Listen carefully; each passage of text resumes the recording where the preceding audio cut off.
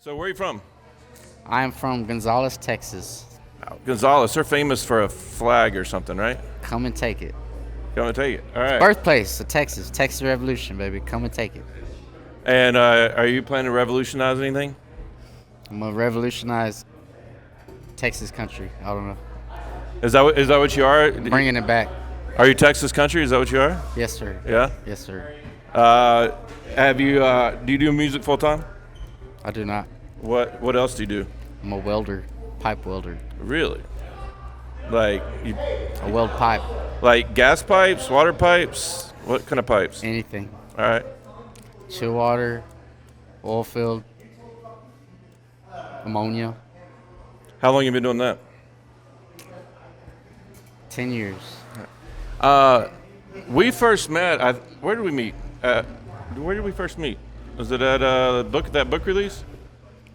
It was the book release for J.B. Zilk, Lost Cowboy. Yeah.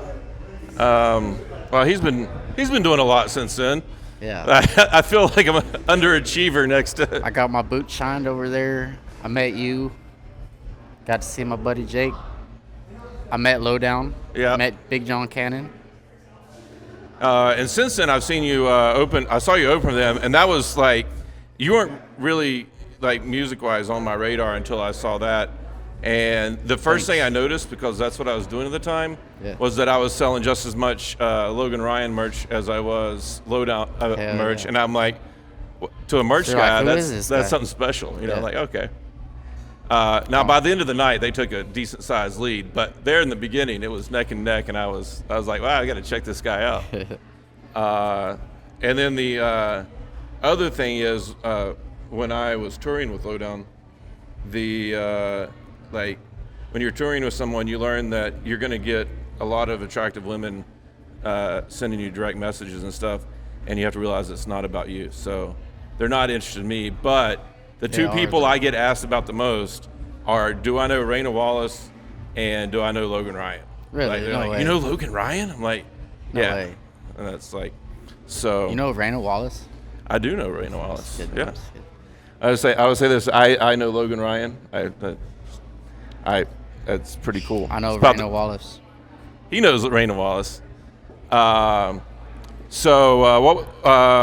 Who else have you opened with in last year besides Lowdown? Besides Lowdown, Carson Jeffrey. Nice. It's been a fun one. Oh man, you put me on the spot. I gotta think. Carson Jeffrey. We're about to open up for Josh Weathers next week. Where's that going to be? I mean, Burnett, Texas. Nice. Burnett Community Center. So tell us about the show you have coming Mike up. Ryan. Oh, sorry. Oh, Mike Ryan. That's a good one. Yeah, a couple other guys. Where'd you open for Mike? At Silver Saloon, Terrell, Texas. Okay. I have never been there, which is kind of weird. It's a pretty cool place. Big place. So tell us about your next show here at the end, or the show. Let's try that again. Tell us about the show you got coming up on New Year's Eve. New Year's Eve, that's legendary.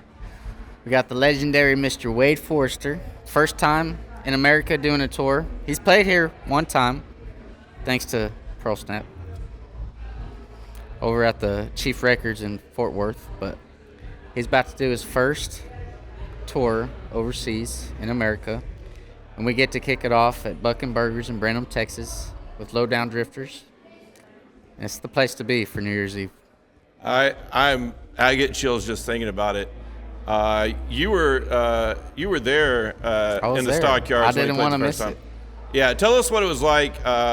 Just like you'd heard him online and stuff. Tell us what it was like when he just started playing and you saw that crowd that showed up. That was insane. So this guy, he's never been to America, never played a show in America. Well, I don't know if he's been to America or not, but he's never played a show in America. And to just show up at a random place like Chief Records in the stockyards and have, I don't know, what do you think, 300, 400 people there? At least 250. Like, to be real conservative, it was 250, but it could have been over 3. Just at a place it's not a music venue place, to be fair. Right, no. It's just a random place in the stockyards. At 7 p.m. on Wednesday. 7 p.m. 100 degrees. Not a whole lot of word of mouth. I mean, the only thing it was advertised on, I think, was social media. Yeah. It wasn't like a hyped up deal, but to get that many excited fans to show up in the stockyards randomly on a not even late night. It was like in the afternoon. Yeah, it was And 7. they all showed up, sang the songs, Yeah. sang the words. And it wasn't just Fighting Tears. It was Redneck Rodeo, It brought Wade to tears. Yeah. Yeah, he almost lost it in the middle of Fighting Tears himself. So that was cool. And then the line of people afterwards, like, did you see, like, the line of people just waiting to shake his Yeah, hand? it was just the longest line I've ever seen. All just there to take a picture and meet him. Yeah, and I just posted 30 seconds of that show on TikTok. I think you might have saw it. I did. And the number of people that are responding, I was there, I was there, I was there, I was there. Like, I think people will be talking about that for a while. It's going to be an honor. Y'all got to go Bucket Burger and Brenham to see him full band, along with Lowdown Drifters and myself, full band. Are you playing? You're playing full band? I am playing full You're band. bringing the whole thing? Bringing the whole thing. You got to. All right. What do you got coming up next year? Next year, we got a lot of stuff out of states. I'm not going to disclose it yet because I haven't released the tour dates. But Okay. But you got some coming? yeah. Are you going to play outside Texas? Yeah, of course. All right. Cool. I know that a lot of people are, like, a lot of people ask me, like, I know there's at least one girl in Arizona. It's like, when's Logan coming out here? And I'm We'll like, go play for her in Arizona. Well, we're not going to announce that yet because I'd rather, the girls come here to see you and then, Yeah, yeah. that makes sense. But after New Year's Eve, we can announce other stuff. Yeah. Do you have any new music in the works? We got a new single coming out. I haven't announced it yet, but I'll announce it here January 10th. Brand new single called Mobile coming out. I think it's gonna be What's it called? It's called Mobile, like Mobile, Alabama. Like Mobile, Alabama? Yeah. Is it about Mobile, Alabama, or is it about like a It mobile? mentions Mobile, Alabama. It mentions it. All right. That's why I called it Mobile. Gotcha. But it's a song I wrote, kind of about the same girl, I guess, as cigarettes and alcohol. Wrote it a long time ago, 3 or 4 years ago, but it's more on the rockin' spectrum, if you like Treaty Oak and stuff like that, it's kind of that style.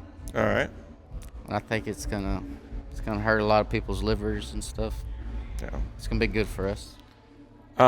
So I've noticed, and I pay attention because I end up doing it a lot for people, which is social media, and the like interaction that people have with your social media is almost visceral, and like you can just tell the energy behind it.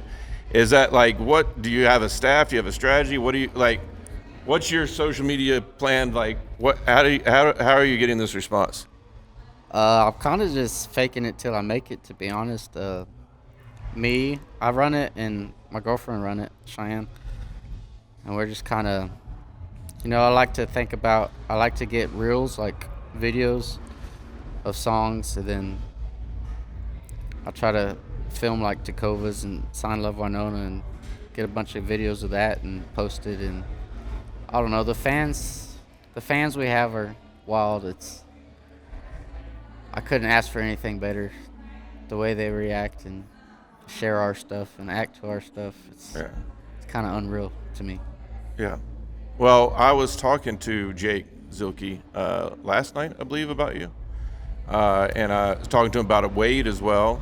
And then Big John, when he spends on time with him, you and Wade in that video that I posted, at least, and other things I've seen, you're really good. Even if somebody can't hear what you're saying, you somehow project emotion through your videos and posts. Like, I felt like when you posted the song last night that you wrote about your dad, like, I could feel that, and I'm not even sure, like, I heard the words, but I'm not even sure if I needed to, just to feel where you were at. Mm-hmm. So I think that's something that a lot of people are looking for. That's a connection. A big part of music, is emotion. What do you do to get in that space, and what do you do to recover? Like, when you're recording something or playing, like, I think to get in that space, you actually gotta. It helps a lot if it's something that you wrote and it's something you're passionate about. So you're automatically in that space. It's something you care about. It's something from your heart. It's not something you're singing that somebody else wrote. So that helps out a lot. Yeah. Then yeah, that's basically it. Like, you can sing cover songs all you want to, but it's not going to be the same as something that you feel passionately about, something that you wrote. Yeah. How about afterwards? Do you have to recover it all afterwards, or? Recover as far as. All right, you just finished either recording a video for social media, recording in the studio, or doing a show, and you've expressed all that emotion.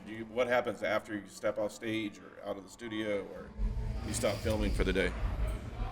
I don't know. I just take it as anybody else would. I mean, I don't do nothing special or nothing different.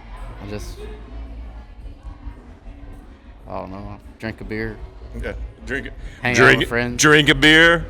Yeah. Have you seen Mitchell Ferguson's "Drink a Beer" open verse thing? I have not. Well, you got to check that out because he's offering anybody to come participate and do an open verse of his song "Drink a Beer." Drink a beer. And I mean, you're drinking a beer. You might as well do a Mitchell Ferguson open verse. Treaty Oaks playing right now. Are you a fan of them? Oh yeah, big fan. So, are you more a fan of sitting here talking to me, or a fan of watching Treaty Oak live? I'm more of a fan talking to you, of course. You sound way too This sincere. is a once in a lifetime thing right here. Well, since we get to hang out on New Year's Eve, I have a suggestion. Okay. Let's go watch Treaty Oak Revival now, Okay. and then we'll spend a little extra time together New Year's Eve talking before the show. And then we'll just talk Wade Forrester's whole show. Yes. No, we're not going to do that. We'll build in some time to that trip to talk. All right. Yeah. And if you get talkative on the drive home, you can call me too. All right. Okay. That sounds All right. good. Well, thanks, man. Yeah. Thank Looking y'all. forward to New Year's.